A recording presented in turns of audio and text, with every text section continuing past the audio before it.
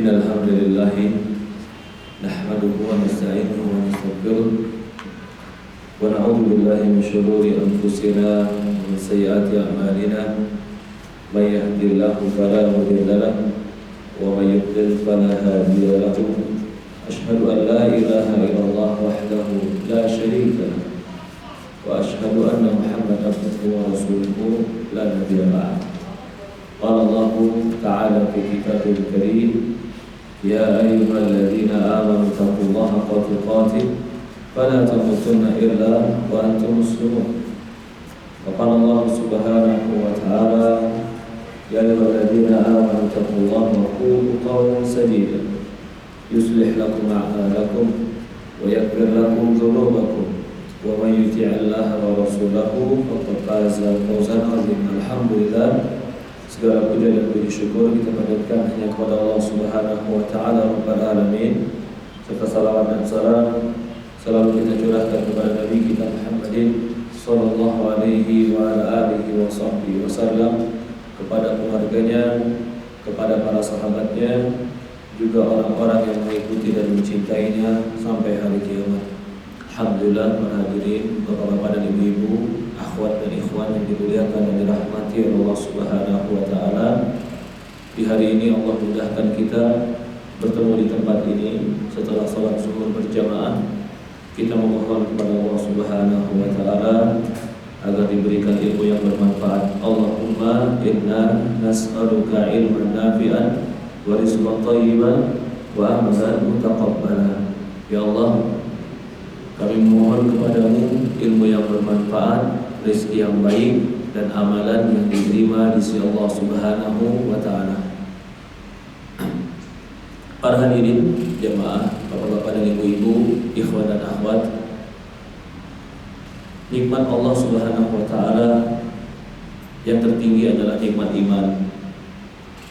Dan itu hanya Allah berikan kepada orang-orang yang Allah Subhanahu wa taala ridhoi. Adapun nikmat dunia itu nikmat, tapi Allah berikan kepada siapapun. Bahkan orang-orang yang memusuhi Allah, Allah berikan juga nikmat tersebut. Nikmat iman hanya Allah berikan kepada orang-orang yang Allah cintai. Fa innallaha a'ta dunya ala man ahabba wa ala man yuhib. Sesungguhnya Allah memberikan dunia kepada orang yang Allah cintai dan orang yang tidak Allah cintai. Fa innallaha la yu'til iman illa man ahabba. Dan Allah tidak akan memberikan iman kecuali kepada orang yang Allah cintai. Begitu juga berkaitan tentang belajar ilmu agama, mau mendalami dan memahami dan mendengar tentang ilmu agama, itu hanya orang-orang yang Allah pilih. Karena Rasulullah SAW mengatakan dalam sebuah hadis, "Man yuridillahu bihi khairan yufaqihu fid din." Kata Rasulullah SAW, barang siapa yang Allah inginkan untuk dia kebaikan, Allah Subhanahu wa ta'ala akan pahamkan dia agama. Jadi orang yang Allah pahamkan agama berarti adalah orang-orang yang Allah inginkan kebaikan bagi mereka. Dan mudah-mudahan kita termasuk di antara orang-orang yang Allah inginkan kebaikan untuk kita di dunia dan di akhirat kita. Para hadirin jamaah yang dimuliakan dan dirahmati Allah Subhanahu wa taala, berbicara tentang sa'adah, kebahagiaan, maka beraneka ragam berpikir dan beraneka ragam cara orang untuk mencari kebahagiaan. Tetapi kalau kita melihat kepada Al-Quran dan hadis Rasulullah SAW, tentu Allah Subhanahu wa taala dan Rasulullah SAW memberikan kepada kita bimbingan yang baik dan yang benar tentang mana kebahagiaan ini. Allah Subhanahu wa taala, Dia menciptakan langit, menciptakan bumi, menciptakan segala isinya untuk kita. Bahkan Allah mengatakan dalam Al-Quran di dalam surah An-Nazi'at, Allah mengatakan mata'an lakum wa li'an'amikum. Allah ciptakan kenikmatan-kenikmatan ini semua, kebaikan-kebaikan dunia ini semua, mata'an lakum, sebagai perhiasan untuk kalian, wa li'an'amikum, dan untuk hewan-hewan ternak kalian. Jadi dunia ini Allah berikan kepada kita untuk perhiasan, untuk kesenangan, boleh. Allah tidak melarang kita untuk menjadikan dunia tempat kesenangan, tetapi Allah melarang ketika menjadikan dunia itu melampaui batas. Wa amma man khafa maqama rabbih wa nahaa nafsa 'anil hawa fa innal jannata hiya ma'wa. Adapun orang yang mereka menahan diri dan nafsunya, mereka mengikuti perintah Allah, mereka taat kepada Allah, fa innal jannata hiya ma'wa, surga tempat kembali mereka. Para hadirin jemaah yang dimuliakan dan dirahmati Allah Subhanahu wa taala, kita akan membawakan beberapa poin ya tentang sebab-sebab kebahagiaan. Ketahuilah kebahagiaan itu adalah ketenangan jiwa, itu asal kebahagiaan. Dan kebahagiaan itu ketentraman hati, dan itu asal kebahagiaan. Belum tentu orang yang di dalam istana yang megah dia bahagia, karena kebahagiaan itu letaknya di jiwa. Perhatikan bagaimana istrinya Fir'aun yang bernama Asia. Dia wanita yang dicintai oleh Fir'aun. Bahkan tidak ada orang yang berani berbicara kepada Fir'aun kecuali Asia berani berbicara kepada Fir'aun.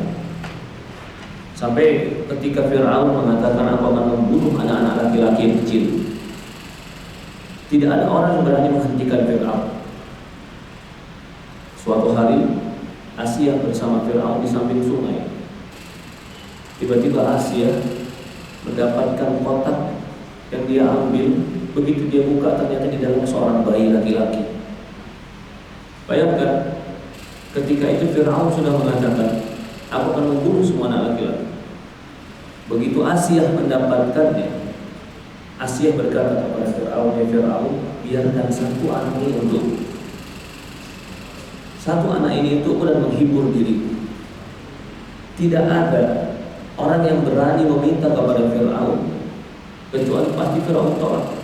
Tapi ketika Asia yang meminta, Fir'aun tidak bisa menolak. Apa yang kita inginkan di sini? Fir'aun memberikan kepada Asia apa yang Asia inginkan selama Asia itu mau hidup bersama Fir'aun. Dia diberikan rumah, pasti. Diberikan istana, pasti. Diberikan pelayan-pelayan, pasti. Bahkan dia diberikan suatu hadiah yang spesial yang Fir'aun tidak izinkan kepada siapapun, yaitu anak laki-laki. Tapi kembali kepada pembahasan kita. Ketika Asia melihat kekufuran, melihat kezaliman, melihat kejahatan, melihat kesyirikan yang terjadi pada Fir'aun, apakah Asia bahagia bersama Fir'aun? Asia mengatakan dalam sebuah doanya, Rabbibni baitan fil jannah wa najjini min Fir'aun wa najjini min al-qawmil zalimin. Asia mengatakan berdoa kepada Allah, ya Allah, bangunkan aku rumah di surga. Padahal dia punya istana di dunia, dia punya istana Fir'aun di dunia. Dia minta Rabbibni baitan fil jannah, ya Allah berikan aku rumah di surga. Wa najjini min Fir'aun, selamatkan aku dari Fir'aun, dan selamatkan aku dari pasukan-pasukan Fir'aun. Wa najjini min al-qawmil zalimin. Ini menunjukkan Asia mengerti bahwasannya Asia telah mendapatkan apapun dari dunia ini, dari kemegahan, dari kekayaan, dari kenyamanan dia dapat. Tapi ternyata dia tidak mendapatkan satu ketentraman jiwa. Dia tidak mendapat ketenangan, karena setiap hari dia melihat kezaliman, melihat kesyirikan, melihat kejahatan. Mungkin secara fisik dia terpenuhi, tapi secara batin dia belum tenang. Dari inilah baginda Rasulullah SAW mengatakan dalam sebuah hadis dari sahabat Abu Hurairah radhiyallahu anhu, Rasulullah mengatakan, "Laisa ghina an kathratil ard, walakin ghina nafs." Kata Rasulullah SAW, bukanlah orang yang gina, yang kaya, yang cukup, itu adalah orang yang cukup bergelimang harta. Walakin ghina nafs.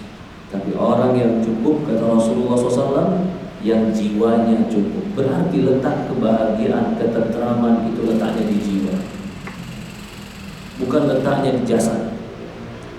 Jasad mungkin bisa difasilitasi kebahagiaan, difasilitasi kesenangan, tapi faktor yang lebih berdominan di dalam ketenangan adalah jiwa. Kebahagiaan adalah jiwa. Maka itu orang mukmin yang Allah janjikan kepada mereka adalah jiwa yang tenang. Adapun harta, adapun dunia, Allah tidak pernah menjanjikan khusus bagi orang beriman. Allah berikan kepada siapapun.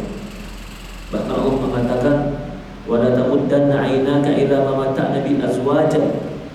Jangan kamu perhatikan dan jangan kamu tergiur dengan orang-orang yang kami berikan harta dan istri yang banyak. Linaftinahum fi. Padahal itu semua adalah ujian untuk mereka. Coba perhatikan lagi ketika Allah berbicara tentang harta. Innama amwalukum wa auladukum fitnah. Sesungguhnya harta kalian dan anak kalian adalah fitnah, ujian bagi kalian. Jadi kalau berbicara tentang harta, berbicara tentang dunia, Allah berikan kepada siapapun. Tapi berbicara tentang jiwa, ketentraman, ketenangan, itu hanya Allah berikan kepada orang beriman. Maka dalam sebuah hadis atau disebutkan, salah satu sebab yang menggapai ketentraman dan ketenangan jiwa adalah beramal soleh. Dikatakan dalam sebuah ayat Al-Quran, surat An-Nahl ayat 97, Allah Subhanahu wa ta'ala berfirman, "Man 'amila salihan min dzakar aw untha wa huwa mu'min falanuhyiyannahu hayatan thayyibah." Dikatakan di dalam surat An-Nahl ayat 97, Allah berfirman, "Man 'amila salihan," siapa saja yang beramal saleh, beramal baik. Baik itu dua faktornya. Yang pertama ikhlas, yang kedua mencocoki Rasulullah. Itulah amal saleh. Kalau tidak dua ini ada, maka tidak bisa masuk kategori kepada amal saleh. Man 'amila salihan, barang siapa atau siapa saja yang beramal saleh dari laki-laki dan perempuan. Syarat berikutnya, wa huwa mu'min, dan dia beriman ketika beramal saleh. Beramal salehnya beriman kepada Allah dan berharap pahala dari Allah. Apa yang akan Allah berikan kepada dia? Falanuhyiyannahu hayatan thayyibah. Dia pasti akan diberikan kehidupan yang baik. Allah bersumpah dalam ayat ini, falanuhyiyanna. Falanuhyiyanna, lam itu tujuannya sumpah, nun taukid tujuannya penekanan. Maka Allah mengatakan dalam ayat ini 3 penekanan. Lam itu artinya sungguh, nun taukid sakilah artinya sungguh dan sungguh. Kata Allah, siapa saja yang beramal soleh dari laki-laki dan perempuan dan dia beriman kepada Allah, pasti sungguh dan sungguh kami akan hidupkan dia dengan kehidupan yang baik. Dikatakan oleh para ulama, kehidupan yang baik itu adalah yang pas untuk dia, yang bahagia untuk dia, yang cocok untuk dunia dan akhirat dia. Itulah yang baik. Bukan yang baik berarti pasti yang banyak, bukan. Bukan yang baik pasti adalah yang selalu diinginkan, selalu terpenuhi apa keinginannya, bukan. Tapi yang baik adalah yang mengantarkan kepada kebahagiaan dunia dan akhirat. Allah bersumpah, orang yang beramal soleh Allah akan berikan bagi dia kehidupan yang baik, ketentraman jiwa, kecukupan jiwa, anak yang barokah, keluarga yang baik, dihilangkan dari masalah, dimudahkan segala urusan. Allah akan jaga dia karena Allah mencintai dia. Karena amal solehnya dia berbuat dan beramal soleh karena Allah, dia telah menjadikan Allah spesial dalam hidupnya, maka Allah balas. Dia pun menjadi hamba yang khusus di sisi Allah. Allah berikan kepada dia kebaikan kehidupan. Dalam ayat yang lain, surat Al-Maidah ayat 69, Allah berfirman, masih berkaitan dengan orang yang beramal soleh. Kata Allah Subhanahu wa ta'ala, man amana billahi wal yaumil akhir wa amila salihan fala khaufun 'alaihim wa lahum yahzanun. Kata Allah Subhanahu wa taala dalam surat Al-Maidah ayat 69.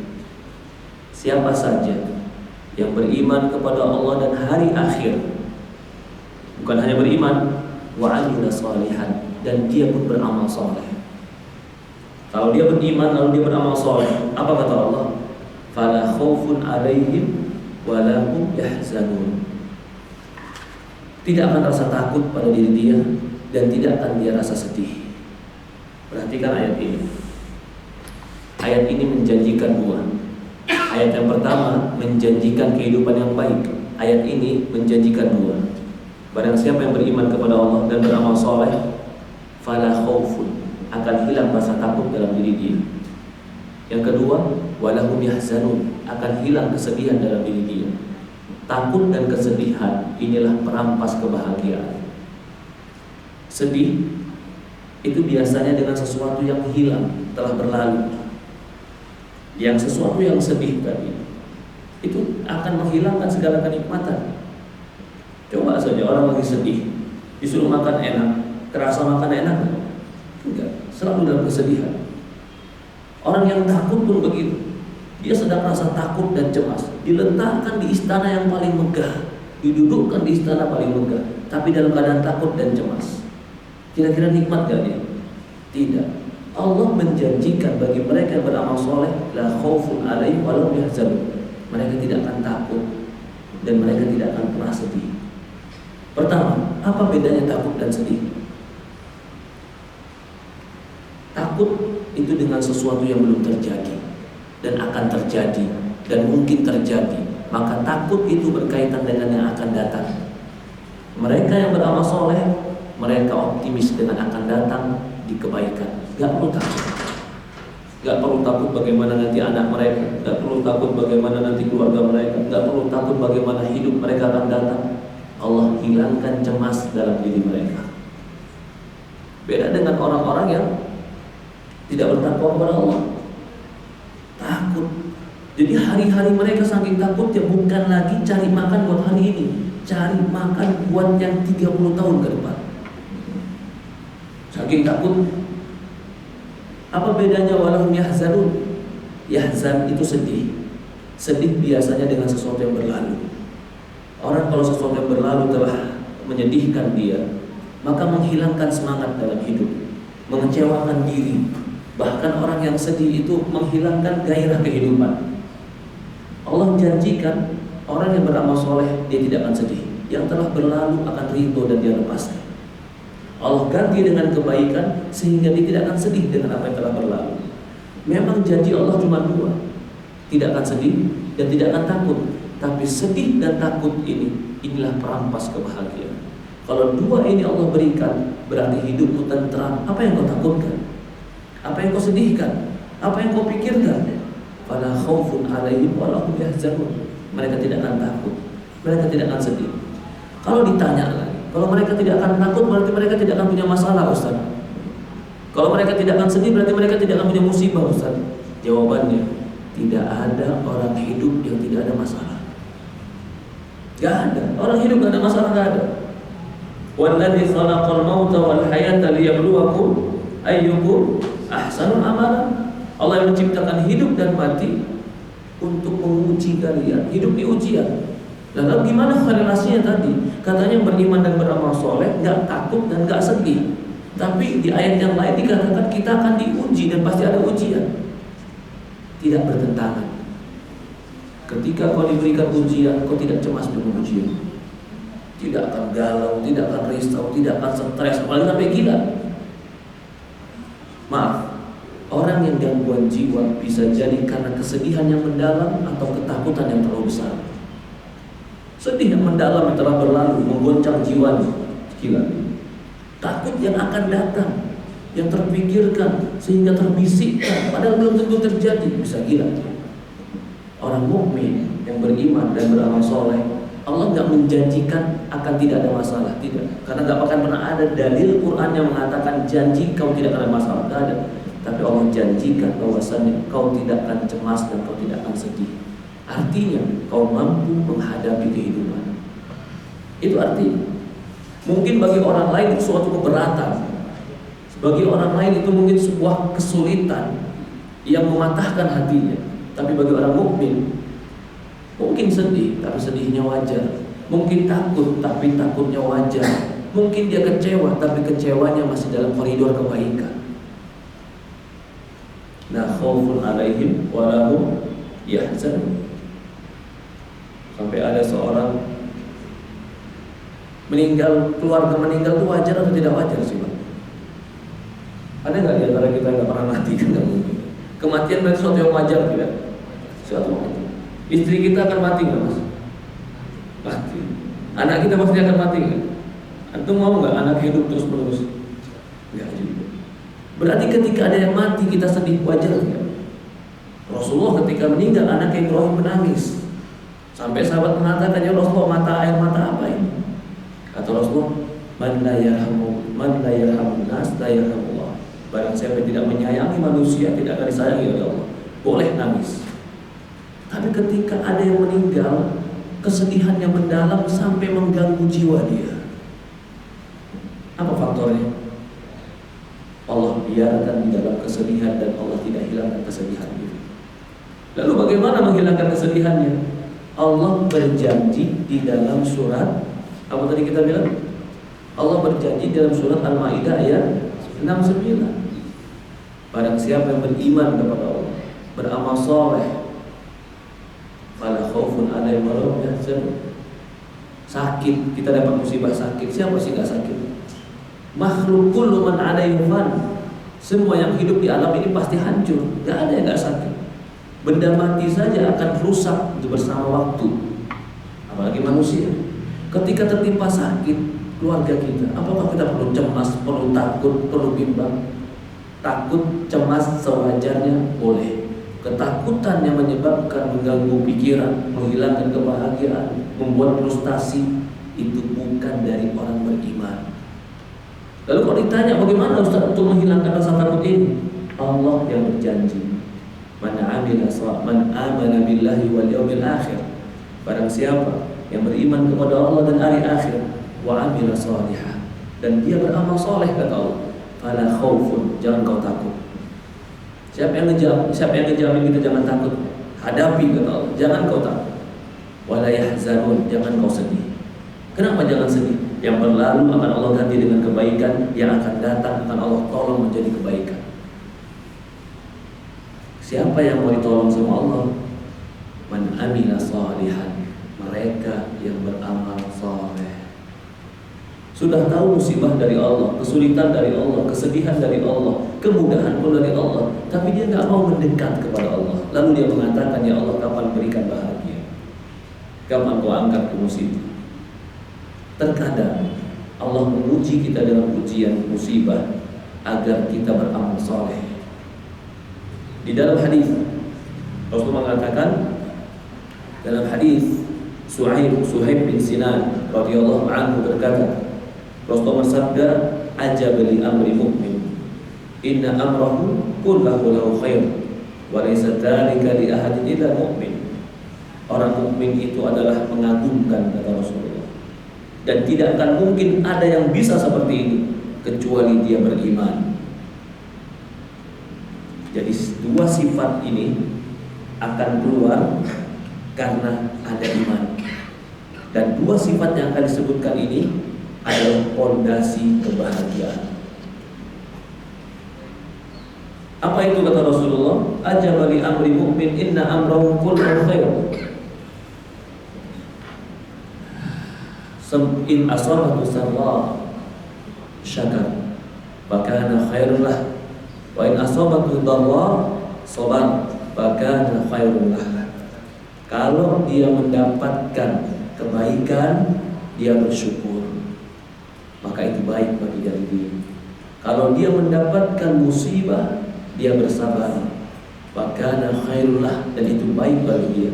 Wa laisa dzalika illa lil mu'min, dan gak bisa memiliki sifat ini kecuali orang beriman.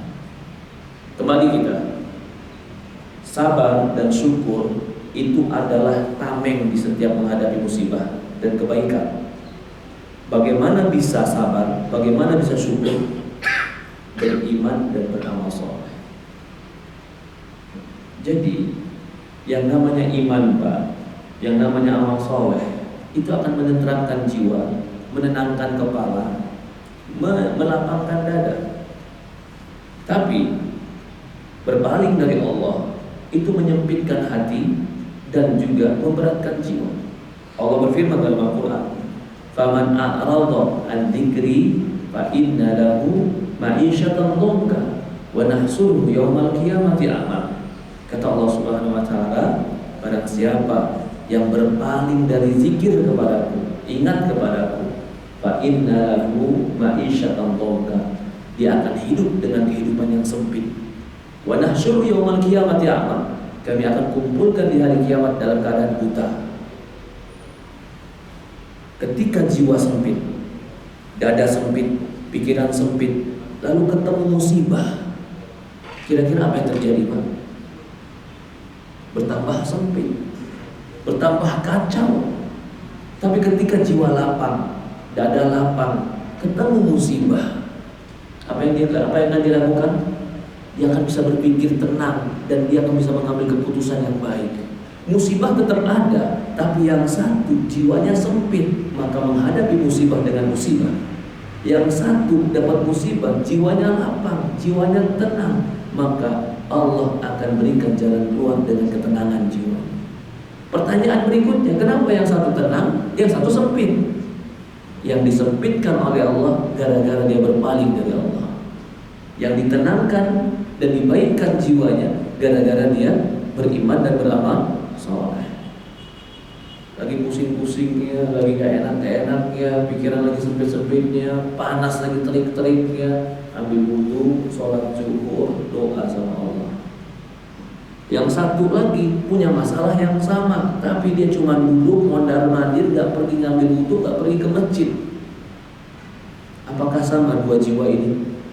Beda. Ketika dua jiwa yang berbeda tapi menghadapi masalah yang sama, apakah akan sama keputusan dan hasilnya? Beda. Maka itu iman dan amal soleh bukan berarti menghilangkan dari kita masalah, tapi iman dan amal soleh itu memperkuat kita dan memberikan kita bimbingan menjadi hidup yang lebih baik. Dua ayat ini dan satu hadis ini ingin menunjukkan. Maka Rasulullah mengatakan dalam sebuah riwayat Ahmad dan Abu Dawud, ketika itu panas yang terik, panasnya kota Madinah begitu terik, lalu Rasulullah mengatakan kepada Bilal, "Ya Bilal, aqimus shalat ya Bilal. Ya Bilal, dirikan salat ya Bilal. Arihna bis shalat. Ya Bilal, tenteramkan diri kami dengan salat." Jadi kalau kita lagi ada masalah, pusing, marah, emosi, terpikul beban, pikiran, yang pertama kali ibadah kepada Allah. Untuk apa Ustaz? Ibadah, masalah juga gak selesai Ustaz. Oke, masalahmu belum selesai, masalahmu tetap ada, tapi paling tidak kau sudah punya sebuah modal untuk menghadapi masalah. Dilapangkan pikiran dan dadamu. Bukankah bentuk pertolongan Allah ketika kita dilapangkan dan diberikan kekuatan untuk menghadapi masalah? Itu sebuah pertolongan dari Allah. Siapa yang Allah tolong tadi? Man amila salihan min dzakar aw untha wa huwa mu'min. Barang siapa yang beramal saleh dari laki-laki dan perempuan dan dia beriman. Ini yang pertama. Iman dan amal saleh adalah sumber dari kebahagiaan. Yang berikutnya, sumber dari kebahagiaan adalah mengerti dalam memilih kehidupan. Maksudnya, hidup ini pilihan. Hidup ini antara baik dan jelek. Hidup ini ujian. Orang yang salah pilih dalam kehidupannya bisa jadi masalah yang dihadapi menjadi masalah berikutnya. Tetapi orang yang betul dan benar mengambil keputusan dalam kehidupan, maka dia akan berada di dalam kebaikan ketika keputusannya baik. Yang saya inginkan berarti untuk bisa mengambil keputusan yang baik di dalam hidup, kita perlu sebuah modal cara berpikir yang benar. Cara berpikir ini dinamakan adalah ilmu pengetahuan. Maka itulah ilmu agama sumbernya. Kalau bukan ilmu agama sumbernya, salah pilih gitu. Tapi kalau kita ada punya ilmu agama, kita tahu mana yang penting di antara yang terpenting, mana yang bahaya di antara yang paling bahaya. Kalau mana yang penting di antara yang nggak penting, gampang. Tapi mana yang penting di antara terpenting, itu harus punya ilmu. Mana yang bahaya di antara yang terbahaya, harus punya ilmu. Mana yang harus dikedepankan di antara paling yang dikedepankan, harus punya ilmu. Ilmu agama membentuk cara berpikir. Cara berpikir membantu mengambil keputusan. Keputusan adalah cara membantu untuk mengambil kehidupan yang baik. Contoh, orang nggak punya ilmu agama, Pak, ketika dapat masalah malah pergi ke diskotik. Begitu diskotik ternyata betul mabuk, dia hilang pikirannya, seolah-olah hilang masalahnya. Begitu keluar dari diskotik langsung dibawa ke polisi. Bukan masalahnya hilang, malah tambah masalah. Kenapa dia salah mengambil keputusan ketika menghadapi masalah? Karena salah cara berpikir, salah cara iman. Coba cara berpikirnya diperbaiki, cara berpikirnya dibenarkan. Lah, apa yang bisa memperbaiki cara berpikir kita? Ilmu agama. Ilmu agama akan membentuk karakter orang untuk berpikir dan mengambil keputusan. Agama pasti mengajarkan kebaikan, sehingga ilmu dia akan memaksa dia untuk mengambil keputusan yang terbaik. Maka ini Rasulullah mengatakan, "Man yuridillahu bihi khairan yufaqihu fiddin." Barang siapa yang Allah berikan, Allah inginkan bagi dia kebaikan, Allah pahamkan dia agama. Allah pahamkan dia agama. Karena dia mengerti mana yang terbaik untuk hidupnya. Maka belajar ilmu agama itu pun salah satu sebab untuk menggapai kebahagiaan. Sehingga kita tahu mana yang benar, mana yang salah, mana yang jelek, mana yang baik, mana yang Allah ridhoi, mana yang Allah murkai. Dengan ilmu agama kita terbimbing. Man salaka tariqan yaltamisu fihi ilm sahhalallahu lahu bihi tariqan ilal jannah. Kata Rasulullah SAW, barang siapa yang menempuh jalan untuk mencari ilmu agama, Allah akan mudahkan bagi dia jalan menuju surga. Contoh saja, mudah-mudahan menjadi sebuah contoh yang baik. Kita yang hadir di sini sekarang mendengarkan tentang ayat-ayat yang saya sampaikan tadi, dengan orang yang tidak hadir atau tidak pernah mendengar ayat-ayat itu, ketika dihadapi dengan sebuah masalah, pasti cara berpikir berbeda. Yang satu udah dengar ayat Quran, udah dengar hadis, terbangun di pikiran dia apa yang harus dilakukan. Tapi yang satu tidak, sehingga beda keputusannya, beda cara tindak tanduknya, beda apa yang akan diambil dalam kehidupannya. Apa sebabnya? Beda tentang pengetahuan. Jadi ilmu itu adalah modal kita untuk mengambil keputusan dalam hidup. Itu ilmu namanya. Modal kita untuk menghadapi kehidupan. Kita bilang tadi, hidup itu pasti ada masalah. Tapi yang jadi masalah adalah kamu salah menghadapi masalah. Hidup itu ada masalah pasti. Kalau kata ada yang mengatakan hidup tidak ada masalah, tidak ada. Memang hidup ujian. Tapi bagaimana ketika masalah itu dihadapi dengan cara yang benar, dia bukan menjadi sebuah masalah, tapi menjadi sebuah wasilah untuk mendekatkan diri kepada Allah Subhanahu wa taala. Yang berikutnya, di antara yang menenteramkan jiwa dan menenangkan hati itu adalah zikir kepada Allah Subhanahu wa taala. Tadi kita bilang berpaling dari Allah sebab sempitnya hati, zikir kepada Allah sebab tenangnya jiwa. Di dalam Al-Quran, di surat Ra'd ayat 28, Al-Quran Ar-Ra'd ayat 28, Allah berfirman, ala bidzikrillahi tatmainnul qulub. Kata Allah Subhanahu wa taala, Bukankah dengan mengingat Allah, berzikir kepada Allah, hati itu menjadi tenang? Coba Pak, mudah-mudahan kita diberikan rezeki ini. Sholat saja, zuhur, sholat asar. Kalau kita sholatnya ikhlas karena Allah, itu pasti akan terasa tentram di jiwa. Begitupun zikir. Zikir itu menenteramkan jiwa, menenangkan hati. Maka kita banyak berzikir dan membaca Quran itu termasuk salah satu terapi yang menenangkan jiwa. Sekali lagi kita katakan, menenangkan jiwa itu bukan berarti tidak ada masalah, tapi menenangkan jiwa itu adalah menenteramkan hati. Dalam sebuah riwayat, ya, atau dikatakan terus menerusnya seseorang berzikir kepada Allah itu akan mengantarkan kepada kebahagiaan dan ketenangan jiwa. Adapun berpaling dari zikir kepada Allah itu akan membuat hatinya menjadi sempit, membuat hatinya menjadi risau dan gelisah. Allah berfirman surat Az-Zukhruf ayat 36, "Wa may ya'shu an dzikrir rahmani nuqayyid lahu syaitan fa huwa lahu qarin." Barang siapa yang berpaling dari zikir kepada Allah, maka kami akan nuqayyid lahu syaitan. Nuqayyid itu artinya kami ikat karena syaitan kepada dia. Fa huwa lahu qarin, sampai syaitan itu menjadi qarin. Alhamdulillah. Di dalam Al-Quran surat Toha ayat 124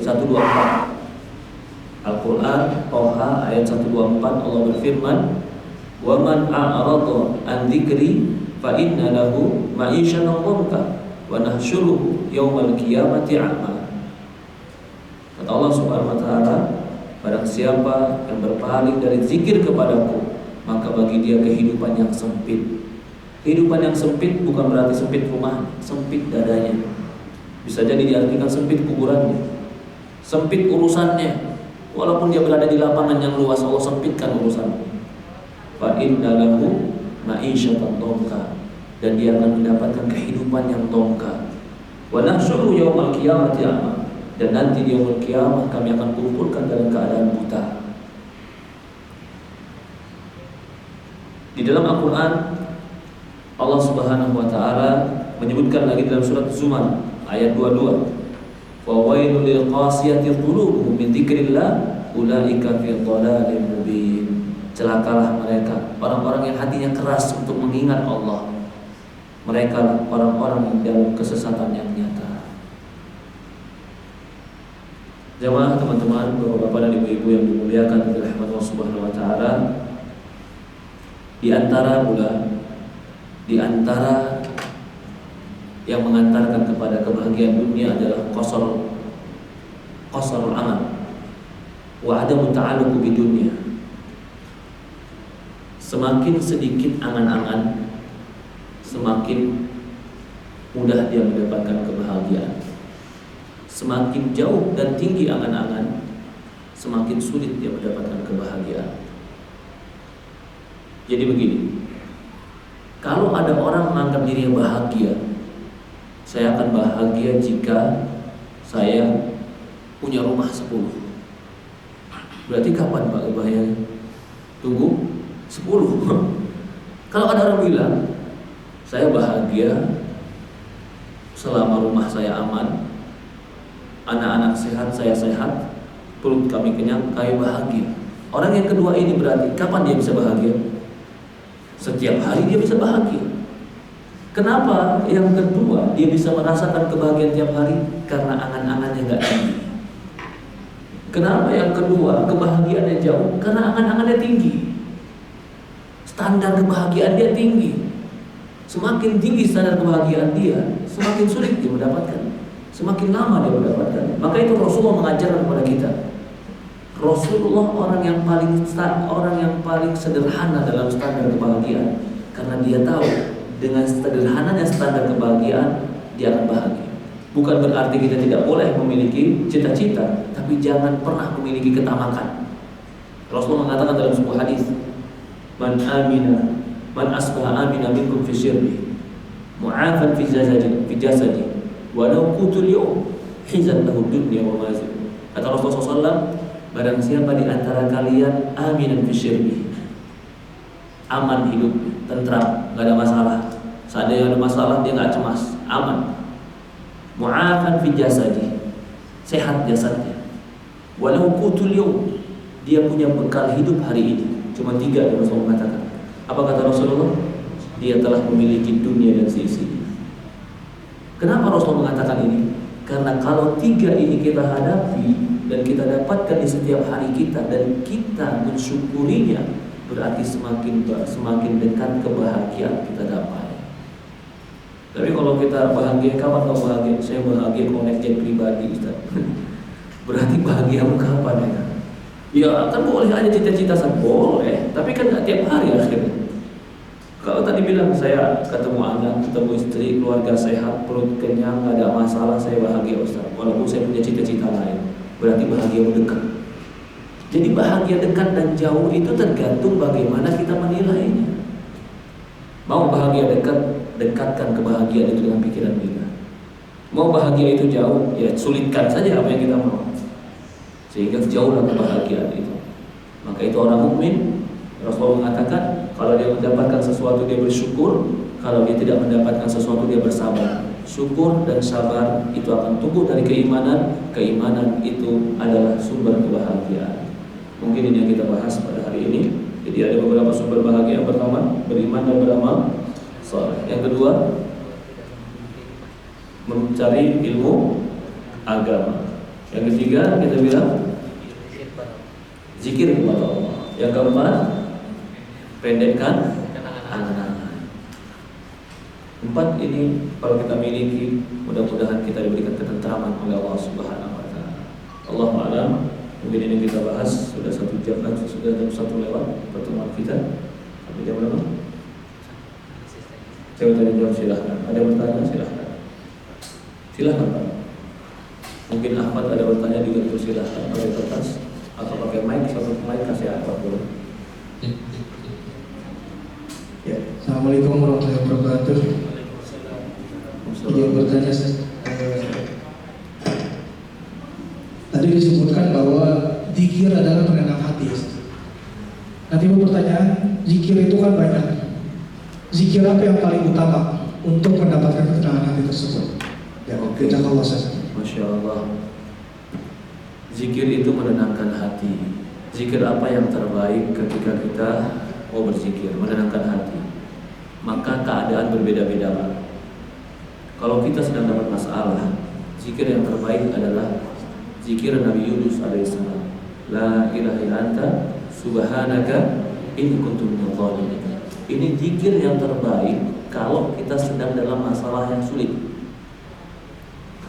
La ilaha illa anta subhanaka inni kuntu minadh dhalimin.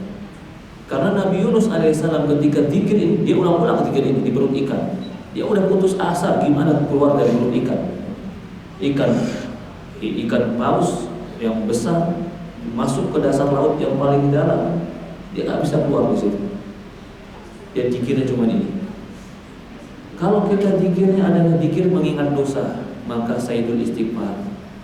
La ilaha illa Allahumma anta la ilaha anta khalaqtani wa ana 'abduka wa ana ahdika wa wa'dika mastata'tu abu'u laka bi ni'matika 'alayya abu'u bi dhanbi faghfirli fa innahu la yaghfiru dzunuba illa anta. Sayyidul istighfar, pemimpin para istighfar. Kalau kepanjangan astagfirullah, astagfirullah, astagfirullah, astagfirullah, astagfirullah. Rasulullah dalam sehari lebih daripada 100 kali beristighfar dengan astagfirullah. Kalau kita zikirnya untuk menguatkan iman, kita lagi betul terpuruk nih, khawatir, bersuuzon kepada Allah, seolah-olah musibah ini memberatkan kita, kita khawatir jadi buruk sangka kepada Allah. La ilallah atau la ilaha illallah wahdahu la syarika lahul mulku wa lahul hamdu wa huwa ala kulli syai'in qadir. Barang siapa membaca zikir ini dalam 1 hari 10 atau 100 kali, maka bagaikan membebaskan budak dari Bani Israel. Jadi zikir kita tergantung keadaan kita. Kalau kita lagi bahagia, zikirnya apa Pak? Subhanallah, alhamdulillah, wa la ilaha illallah. Atau kalimatani khafifatani fil lisan tsaqilatani fil mizan subhanallah wa bihamdi subhanallahil azim. Ini pun pujian kepada Allah. Subhanallah wa bihamdihi, segala puji bagi Allah, maha suci Allah dan segala puji bagi Allah. Subhanallahil azim. Tapi kalau ditanya lagi simpulan saja, yang paling gede pahalanya yang mana? La ilaha illallah. Itu yang paling besar. La ilaha illallah. Tadi juga bisa subhanallah wa bihamdi subhanallahil azim. Jadi tergantung keadaan kita. Allah Ta'ala. Ada lagi yang lain? Silahkan Mas. Mic-nya boleh. Atau perempuan yang mau bertanya silahkan mic-nya.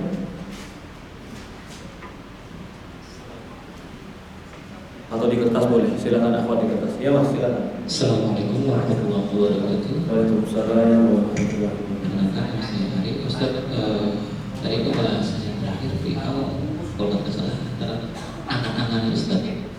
Nah, beberapa kita ini sebagai orang awam ini pastikan memiliki angan-angan atau cita-cita atau planning.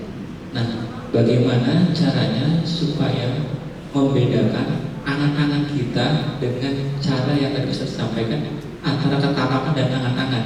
Karena kalau menurut saya pribadi berbeda tipis Ustaz. Karena kita saya pengen rencanakan ini itu sebenarnya angan-angan Ustaz ya. Itu bagaimana cara kita menyikapi hal tersebut supaya kita tidak terjebak angan-angan tersebut, supaya kita tenang, was-was dan tidak cemas untuk yang belum terjadi di masa depan. Terima kasih. Assalamualaikum warahmatullahi wabarakatuh. Cita-cita itu boleh. Cita-cita tentang dunia itu boleh. Saya mau haji ya. Haji pakai reguler apa 16? Saya mau furoda. Boleh nggak? Boleh. Cita-cita. Angan-angan dan cita-cita itu terkadang beda tipis. Cita-cita itu sesuatu yang mungkin digapai dan realistis. Angan-angan itu kadang-kadang nggak realistis, atau kalau bilang mungkin kan, semua mungkin. Matahari terbit dari barat pun mungkin. Tetapi sesuatu yang terlalu tidak realistis, terkadang kita tidak perlu menjadikan itu beban jiwa kita, beban pikiran kita.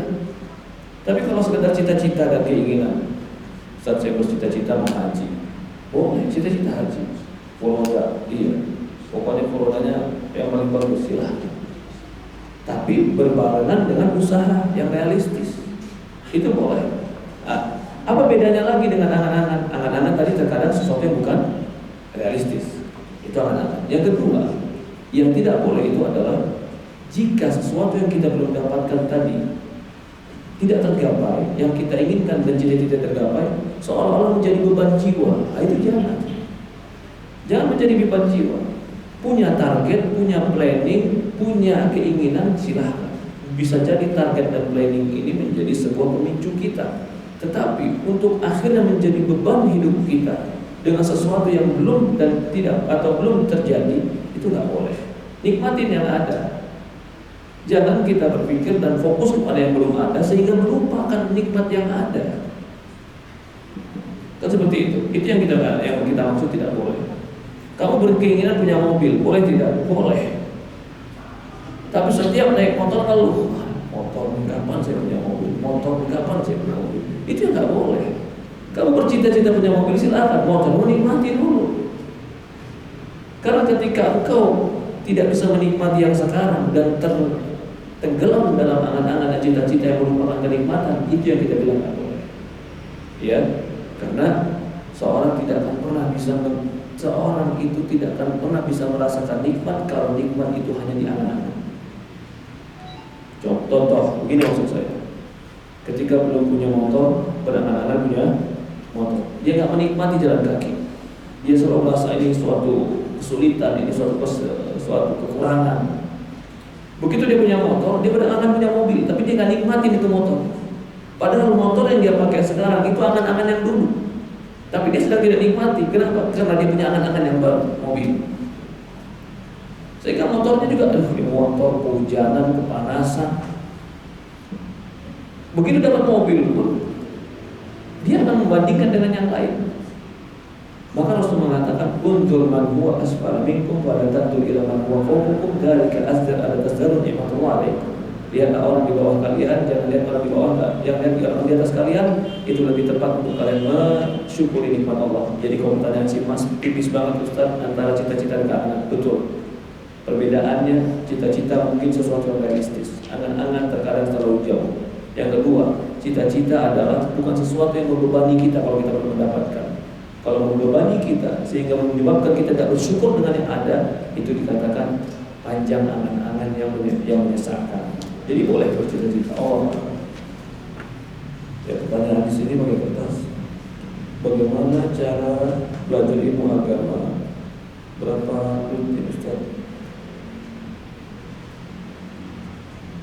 Saya mau belajar fikih Islam seperti sholat atau dengan belajar tauhid. Masya Allah. Ketahuilah, ini intinya berapa lama belajar ilmu agama. Saya mau belajar fikih dan akidah. Ketahuilah, belajar ilmu agama itu jalan menuju surga. Karena Rasulullah mengatakan, "Man salaka tariqan yaltamisu fihi ilman, sahalallahu lahu bihi tariqan ilal jannah." Ya. Kalau ditanya berapa lama, maka jawabannya belajar itu nggak bakal pernah berhenti. Tapi saya serius, Ustaz, nggak pernah berhenti maksudnya gimana? Tergantung target kita. Target kita itu untuk mengetahui pribadi atau kita mau memperdalam agama. Kalau target kita untuk kita pribadi bisa sholat, bisa wudu, bisa kita seminggu sekali ikut kajian-kajian yang mengajarkan sholat dan wudu. Insya Allah setengah tahun selesai. Nggak nyampe setengah tahun pun selesai kalau seminggu sekali. Tapi kalau kita targetnya saya pengen tahu tentang perselisihan, tentang yang lebih dalam tentang agama, ya itu mungkin agak lama. Itu agak lama, mungkin butuh 3 tahun, 4 tahun untuk memperdalam agama. Tapi kita ini, semua kita itu diwajibkan belajar ilmu agama yang untuk kita butuhkan dalam amal. Maka dikatakan thalabul ilmi fardhatun 'ala kulli muslim.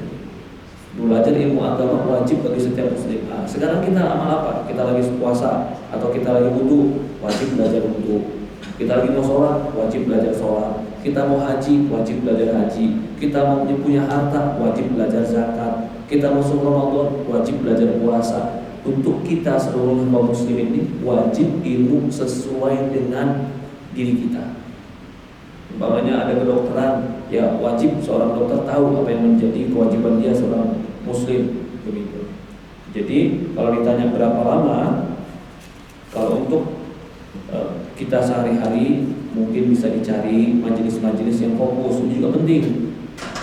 Kenapa perlu ada majelis yang betul-betul ngikutin kita belajar? Karena agar ilmu kita pun terupgrade, sadar, tidak sadar, perlahan demi perlahan nambah.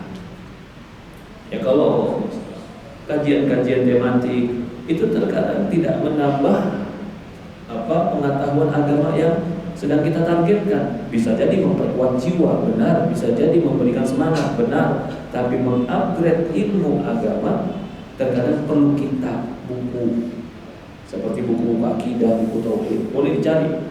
Ya itu sebentar insya Allah. Kalau kita komitmen, terutama masalah sholat, ada buku-buku kecil tentang masalah sholat bisa kita pelajari. Ada buku-buku wudu sedikit, buku akidah pun begitu. Ada akidah-akidah yang ringkas yang bisa kita pelajari. Tapi ingat, lebih baik belajar dengan guru daripada belajar sendiri. Belum tentu kita memahami dengan benar.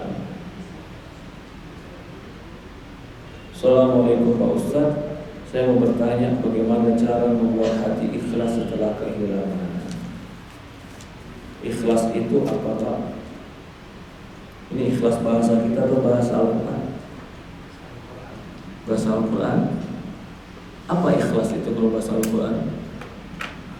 Kalau bahasa kita itu ikhlas ridho. Itu ikhlas. Gak ada sesuatu pun yang tersangkut di dalam hati, itu ikhlas.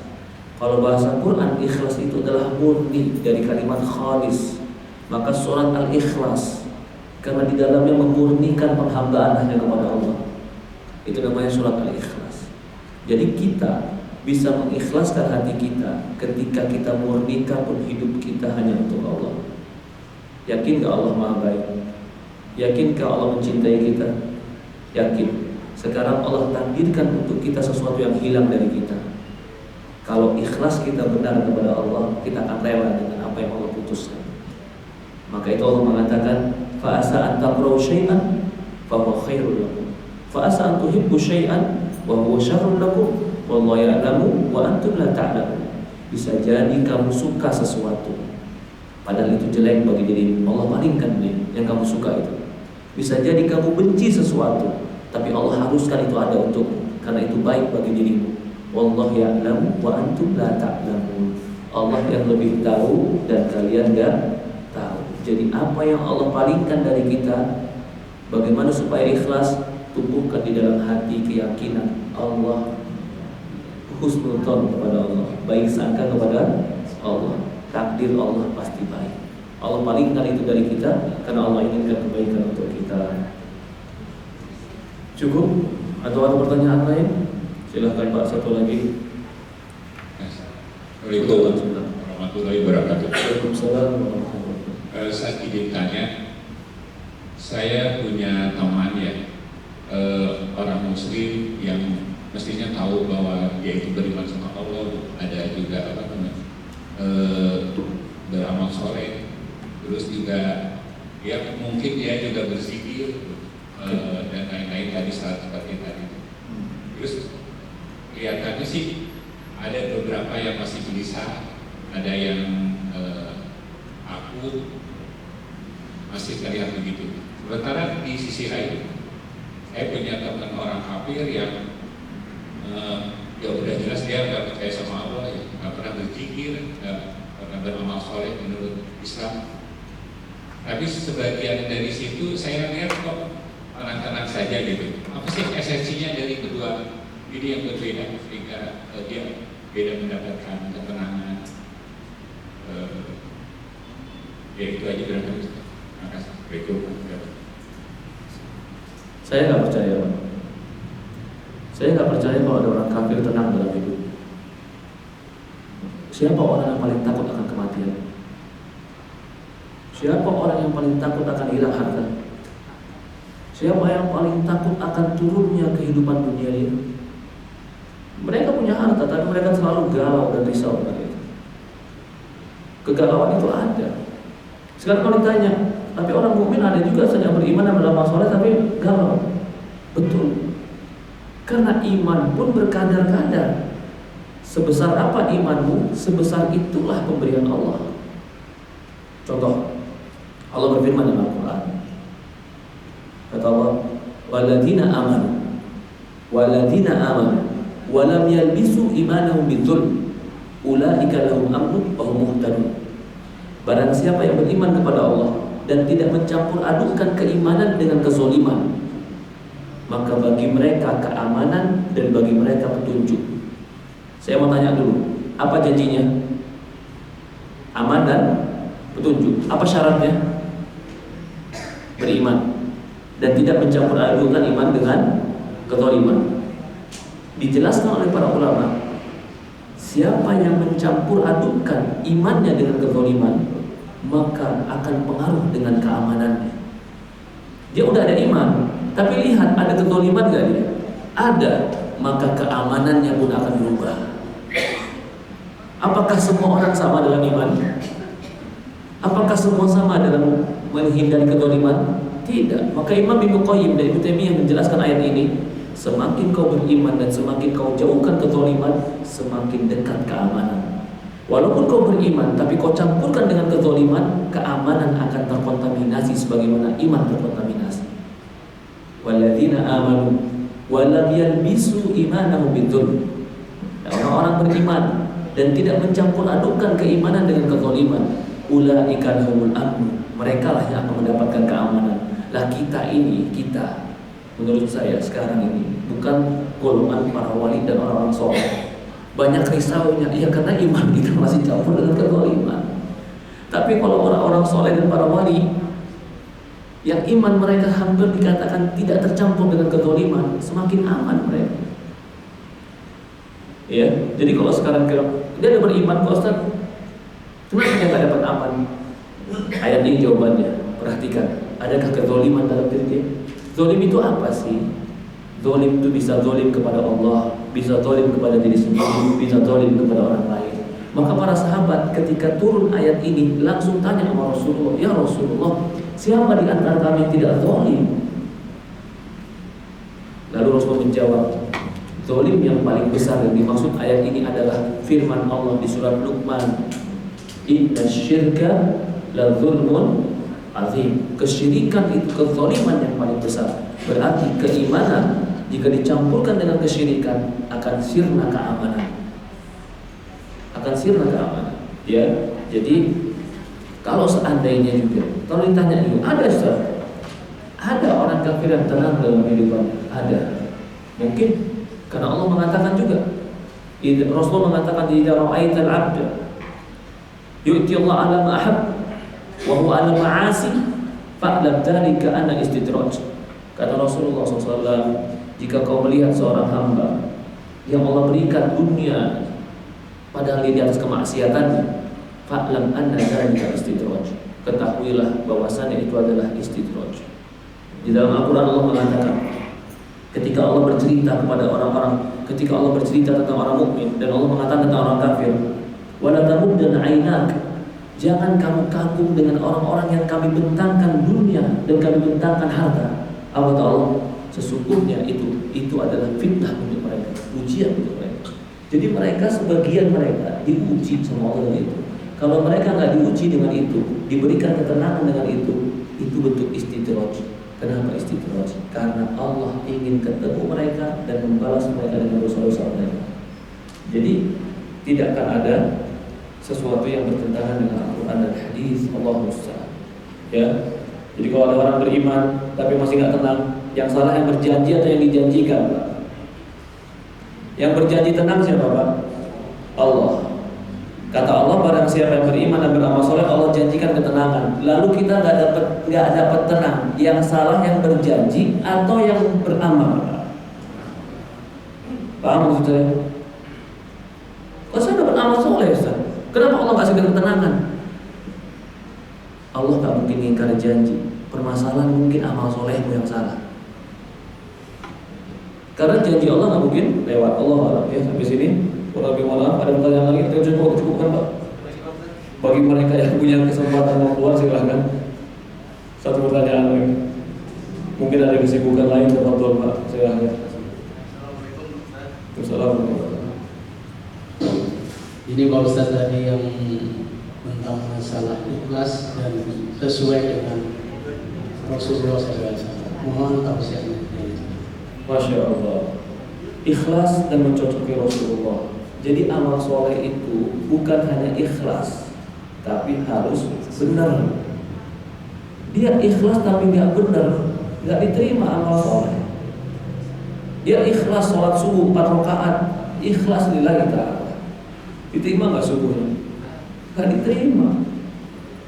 Dia sholat subuh 2 rakaat, kusuk, tapi riya supaya dibilang orang soleh, diterima nggak soleh? Tidak. Maka amal soleh itu harus ikhlas karena Allah. Yang kedua, harus mencocoki Rasulullah SAW. Gak bisa kita beramal kalau nggak mencocoki Rasulullah SAW. Ittabi'u ma unzila ilaikum min rabbikum wa la tattabi'u min dunihi. Ikutilah apa yang Allah turunkan untuk kalian dengan Nabi Muhammad. Bahkan Allah mengatakan di Quran, "Qul in kuntum tuhibbunallaha fattabi'uni yuhibbukumullah wa yaghfir lakum dzunubakum." Kalau kalian betul-betul mencintai Allah, ikutilah Rasulullah. Allah akan mencintai kalian dan mengampuni dosa kalian. Ini 2 syarat ini kok. 2 syarat ini adalah mutlak. Tidak akan dikatakan amal soleh kecuali harus ikhlas. Berharap pahala Allah. Yang kedua, harus benar. Benar itu standarnya, SOP-nya adalah Rasulullah SAW. Kita cukupkan, Pak. Insyaallah nanti pertemuan akan datang kita bertemu lagi. Ya, pertanyaan disimpan buat yang besok-besok saja. Sudah 1:30 ini. Subhanakallah wa bihamdi asyhadu an la ilaha illa anta astaghfiruka wa atubu ilaik. Assalamualaikum warahmatullahi wabarakatuh.